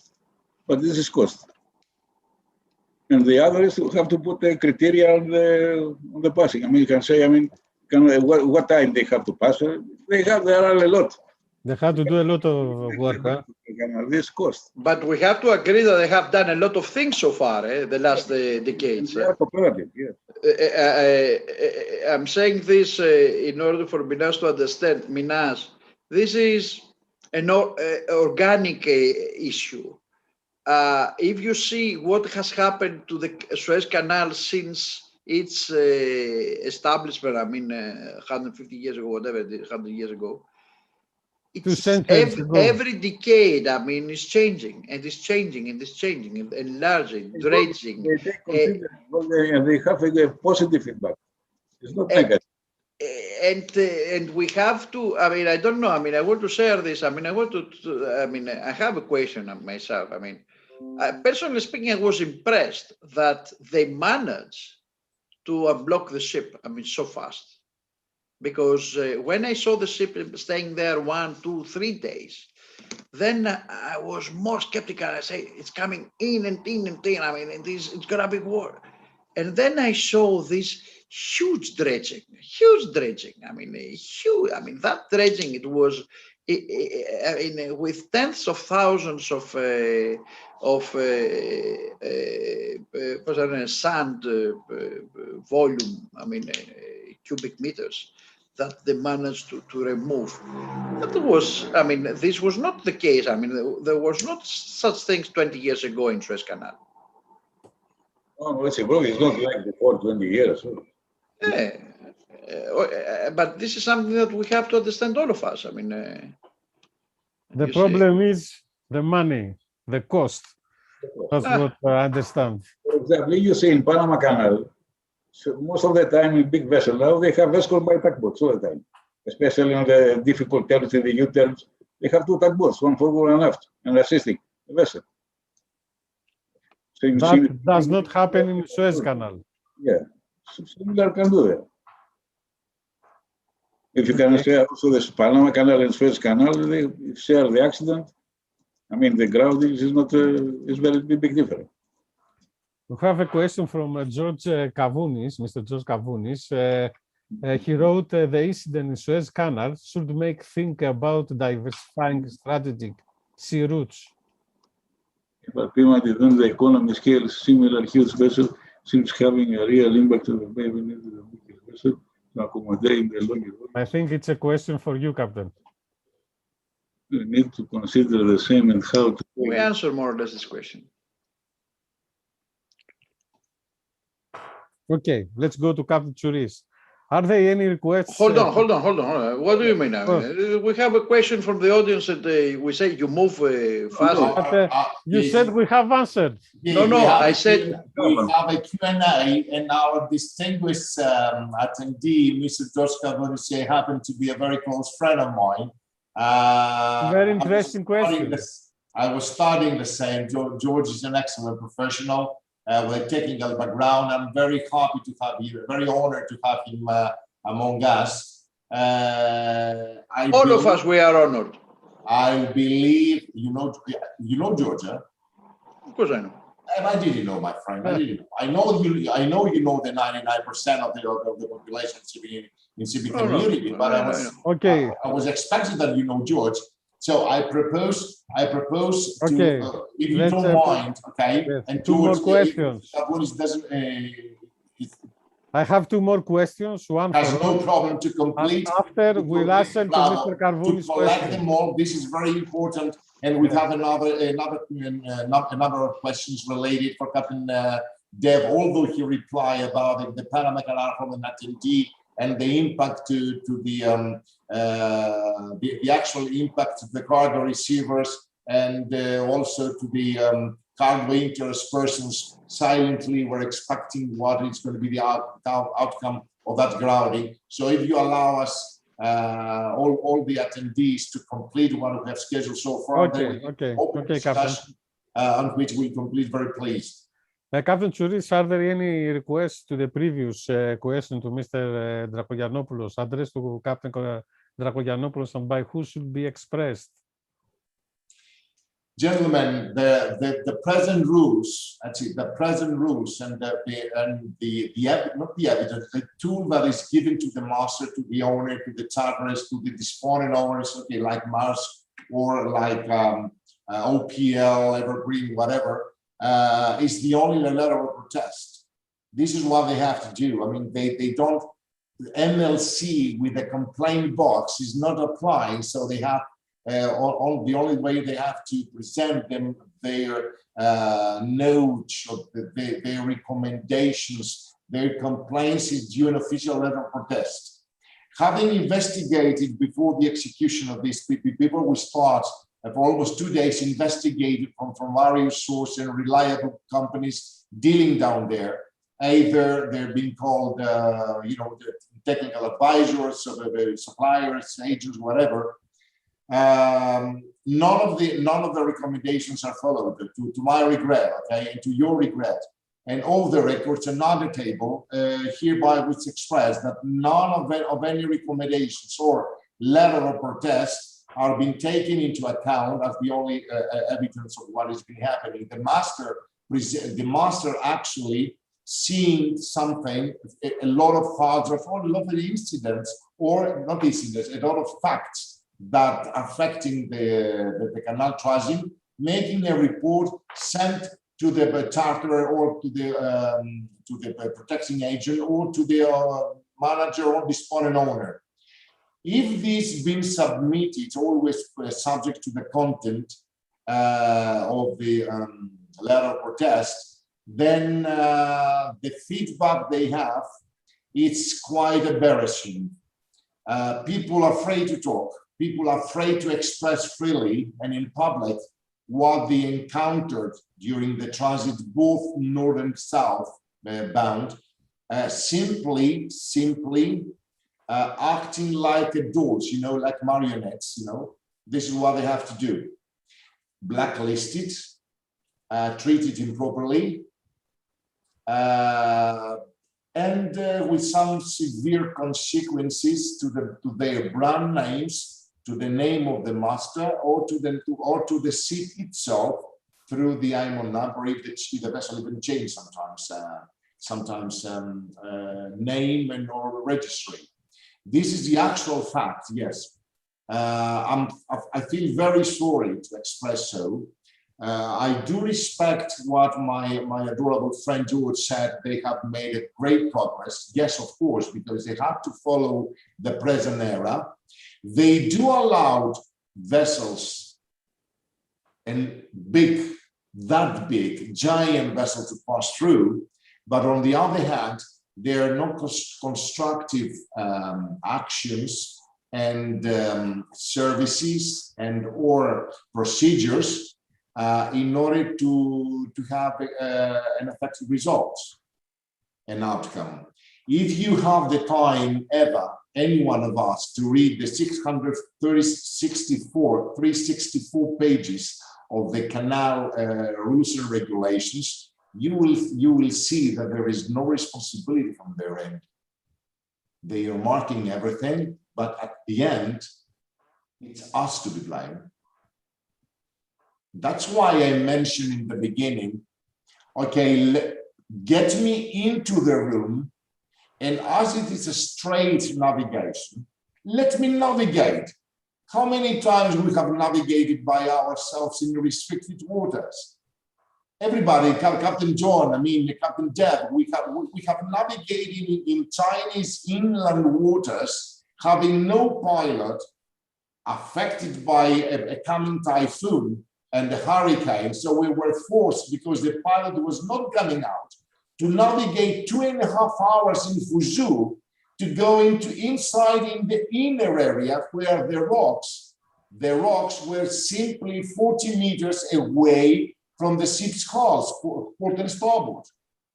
But we were deciding, let me get going, guide me how to go in, and Suez Canal is nothing, gentlemen. It's a straight channel, okay? Without taking into account the effect of the hazards, okay? It's simply, there's not any, zigzag or turns, whatever. It's not like Panama or elsewhere. So that is the reason I said, let me go in and then let me decide in close coordination, of course, with you, in close coordination with the rest of the queue and the other vessels in line for the transit. Give me the consultant, but let me have the actual upper hand, not to correct, but to prevent. And in this particular case, there is no preventive action. Interaction of the vessel itself, either communication with the pilots, monitoring of all the factors affecting the site of navigation. We are talking for one human being who possibly, take that into account, has been standing by sometimes more than 10 hours awake, standing by waiting for the transit, because several times there are cancellations, minor cancellations on the transit. The vessels are outside, and the vessel of that size to be ready and transit the canal, the master or the crew is standing by more than 24 hours. Where is the MLC? And what we are going to say? We cease operations, we drop the anchor to sleep, and then proceed onwards. It is impossible. Even dropping the anchor, drop it. Act on a different way than the pilot. You don't have the space in several points. And what about the others? And my question when I've heard this incident is, and I thought, seeing the location of the incident, what about the others? We didn't have any dead, we had a dead end. If we have a car, we stop and we turn. So about all the other mega ships, what they did, they drop anchor. Or, waited, but a vessel to drop anchor under 13 knots is not that easy. A vessel is being ordered to follow a specific speed considered by her size and her technical characteristics and power, engine powers, to follow the convoy. They are not placing a vessel the service speed is 12 knots ahead of or in between containers where their service speed is 23 and 24 knots. They place brothers together and then, sisters together and then cousins together, matching their characteristics. This is what it happened and this is what has been happening. Nobody listens. And this is the point.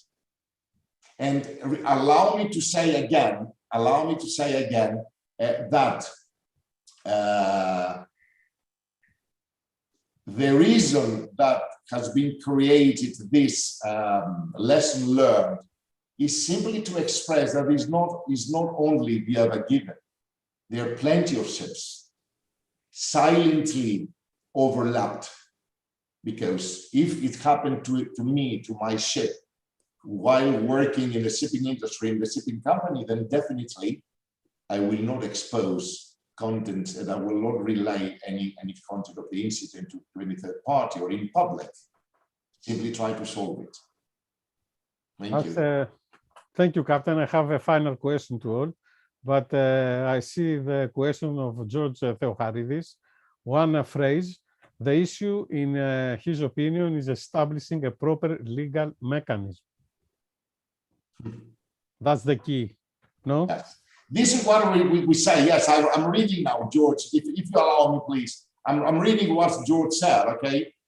In a humble, listen, a person in shipping says a humble opinion that the issue is not for Suez Canal to allow the vessel to sail its own. Most countries may provide for compulsory pilot and strict liability. What is going to be happening there? What has been happening there? impeded by obstacles after establishing a fund for paying portable losses, including damage to the canal itself. They did have damages. Yes, they did. Yes, they did. The owner had damages. And how is possible by holding the vessel, the cargo, and the master, then the initial fine imposed of $900 million now has almost raised to 200. Where is the power and the strength of liability? Simply give me money because it was utilized in damages? I doubt, to be honest. Okay. The final question. Do you believe, Mr. Tsouris, do you believe that the training of seafarers in such cases is of a great value? Training is always of a great value. I'll try to translate in Greek language, in English language, what my grandmother used to say. It doesn't matter if I'm dying, but even the very last moment power of my soul goes to the heaven, I'm still learning and I'm still studying or being taught. Learning, yes, especially nowadays. And this is what is going to be happening. Simply not myself, okay, the people that they have knowledge, unwritten knowledge or known knowledge, they have to establish a way to perform the same and continue the same to the next generation by actual facts. The incidents to be performed, to be designed into e-learning while learning because of the distance and the place where each individual has been located, at home, through the mobile, elsewhere. Yes, training and training and training, though take into account also and the human element, the human factor, to have a rest. Captain Dev Latsmi?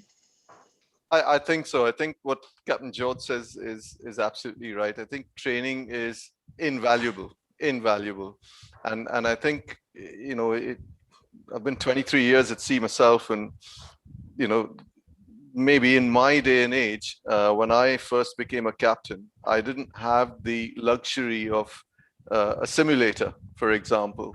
You know, today you have simulators that can take you through not just the Suez Canal, which we've just seen, you know, you go through everywhere. And, you know, you think the nervousness that you felt when you just carrying out a simple task of dropping an anchor, you know, the very first time or the second time. And I was running to find my textbook and I said, what does the textbook say? You know, am I supposed to be stemming the current? And I think, even though you knew how to do it. Yeah, I mean, it's just that doubt.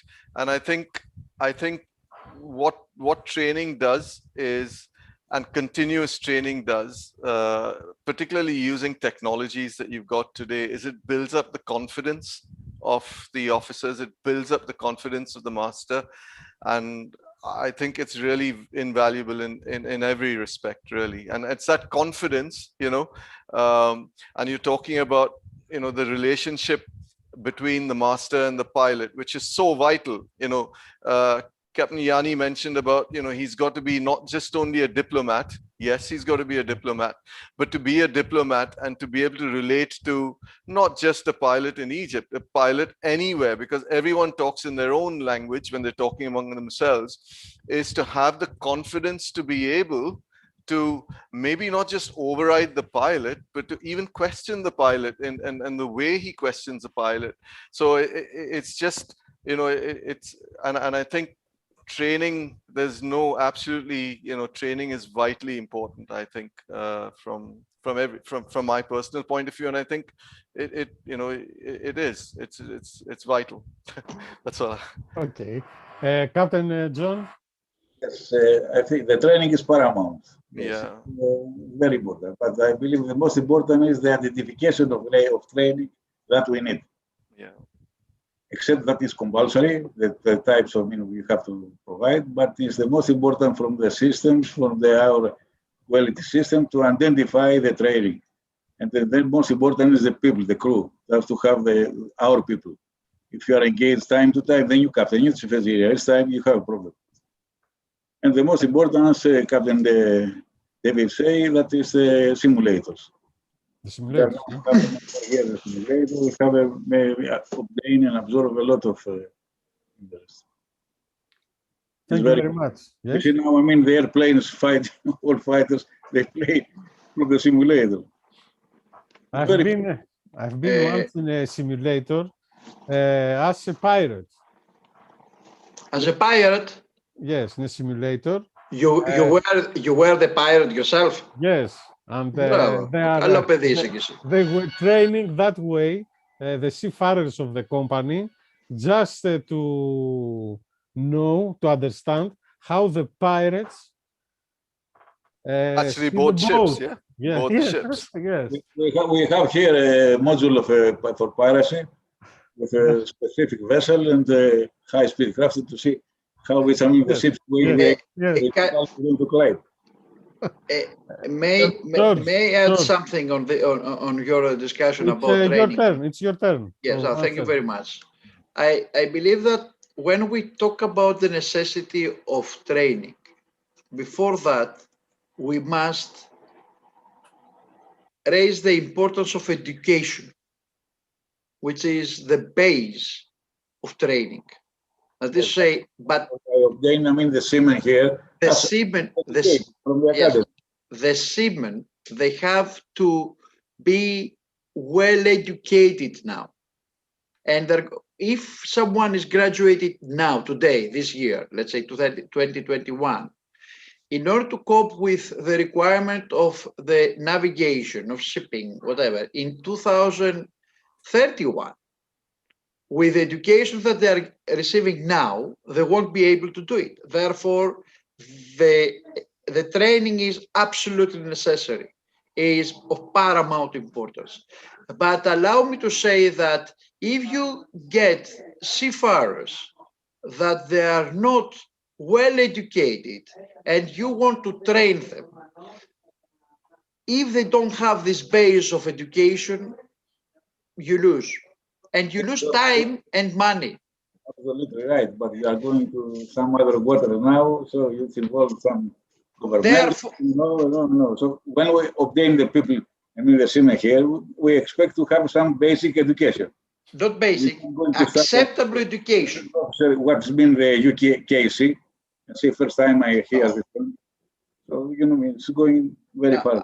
I'm saying that because, I have a rally, going to with another schema, to different academies in Greece and elsewhere in India, and talking to young people, etc. I said, it's not a joke to learn your job. And it is important. It is not a joke. And particularly for their own safety, for their own, mainly their own life. It's of paramount, the word that you use, Kaptagianni, of paramount importance. This is the word. There is no other word. Let's say if Tsamopoulos wants to put a title, yes, you have to use the word paramount. Minas. Yes. Thank you very much, George. Captain Tsourits, shall we go to the questions of the attendees? Well, it will be wise, yes, of honoring them and without keeping them longer. It should be wise to go to attendees. Allow me to make one last comment with what George and Captain Yannis and everybody said. Nowadays, we are let's say weighing a lot of responsibilities and a lot of obligations to the seamen in order to be educated. Over here, we have managed to create a 3-year module giving the allowance to the attendee, to the trainee, to be trained anytime he likes. And I believe this releases from the workload either on board a ship or when he's at shore. He may have the time when he's at shore within a period of 3 years to be trained within a number of e-learning courses, feeling much more flexible and relaxable and taking the advantage of this requirement whenever he requires so. So let's honor our attendees and in reply, I believe Mr. Karvounis, my adorable friend George, is online. So allow me to please proceed. No, it's okay. It's okay. Let's answer to Mr. Karvounis' question. Okay, George, Mr. Carboni said that the incident in the Suez Canal should make think about diversing strategic sea routes. If affirmative, then the economic scale for similar huge vessels seems having a real impact, and we may need more bigger vessels to accommodate the longer voyages. Do we need to accommodate? It's a question, okay, I'm sorry. We need to consider the same and how to tackle the ETS and IMO CIA1 coming soon. Well, bigger vessels are going to come, ladies and gentlemen, attendees, and because we have ladies as participants, bigger vessels that will come. Consider that size of vessels when we, the ex-mariners, the people that they know what sea is, to have an autonomous giant 30,000 tons, 30,000 TEU capacity vessel. Do you believe that we'll have so big? Well, many people they are saying so. Many people they are saying so. I have argued in public with several people. Some of them saying that, okay, I'm quite a little bit, romantic. I'm not romantic. We know the facts. Both of us, okay, except of you, of course, you know the sea from another perspective than me now, but all of us know what is actually sea. So can you imagine the owner arriving his vessel in Suez Canal, local people are getting on board a ship to have the transit, and then navigating autonomous with 30,000 TEUs on board a ship? No, I cannot imagine that. I'm not entitled, honestly, to the best of my knowledge, I won't be able to reply to the specific IMO2 coming soon. George, to apologize, Mr. Carbonis. My technical knowledge is quite limited. Other tow. Pardon? Other tow. In that time, they have put one backboard forward, one last, and they have to cross. Yeah. Well, this is my opinion to what George said. I don't know if anyone else would like to make a comment on that. Okay, let's pass to the next question. Does this the ability that Mr. Ladsby is talking about applies to Panama Canal as well? Captain? Sorry, what was the question? Does The liability. Well, it's a good question because essentially in the Panama Canal, I think what Captain George has mentioned is that in most jurisdictions, you have to take a pilot, which is compulsory. Yeah, okay. And in terms of negligence, or you'll find that pilots usually limit their liability is the first thing. And of course, the way the legal structure is concerned, the pilot is only an advisor. The master retains responsibility for the ship. Now, the Panama Canal is slightly different. It's one of those unique places where essentially the pilots, there's a contract between the owner, the master, and the pilot, where there is an element, there is an element of responsibility that the pilot actually takes. So yes, there is that, but again, you have to show that the ship is completely seaworthy and ready and able to make that transit. So, but yeah, it's a good question. The Panama Canal is slightly different to a lot of other jurisdictions, but it's really an exception. It's an exception to the general rule, because generally in most jurisdictions it's very, very difficult for a ship owner to seek compensation from pilots or from ports, particularly in respect of damage to property. Does that answer the question? Yes. Yeah. Yes. We have a time limit. It's 8 o'clock. I wanted to thank you, first the attendees and the 4 captains, for this very interesting conversation we had and enlightening. Thank you very much. Looking forward to see you again. Allow me, if it's possible, Mr. Minas. The floor is yours now. The floor. No. For the closure. The floor belongs to everybody and to the attendees. I left at the end the gratitude, the humble, thankful message of our president, Mr. Spiros Goumas, honoring the company, the content, and your good self, and all the attendees. Rest assured that we are trying hard in respects to what we are creating here.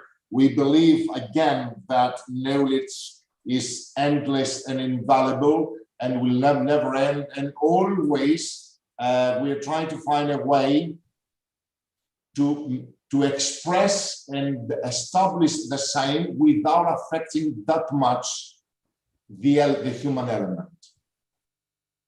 To have constructive results. It's a matter of balance, I believe.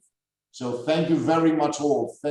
Honestly, thanks all the attendees. Thank you. We have plenty of students here from both colleges, other people being employed in civic companies, and honestly, we wish to express a lot of thankful thoughts to them. Looking forward to the next to discuss further, and also I would like to thank especially my good friend George that we didn't place frames in what we have discussed.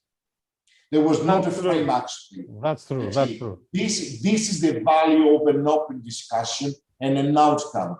We wish to be able, we will be very much grateful to establish something and propose to any third party with a positive implementation and results. We hope to. Thank you very much. Thank you very much, gentlemen. Thank you very much, all of you, all the attendees. It was a great honor to be with us all. Thank you. Thanks very much. Bye. Bye. Bye. Our pleasure. Congratulations, Mr. Tsamopoulos. You were fantastic. Thank you. Thank you, Captain. Thank you.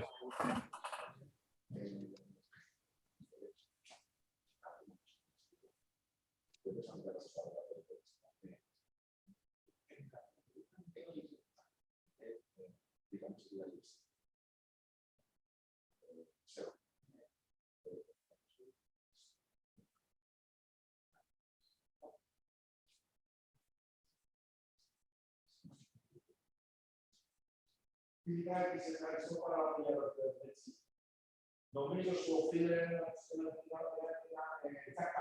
Έτσι, παραπάνω. Ελληνικό και σε ευχαριστώ.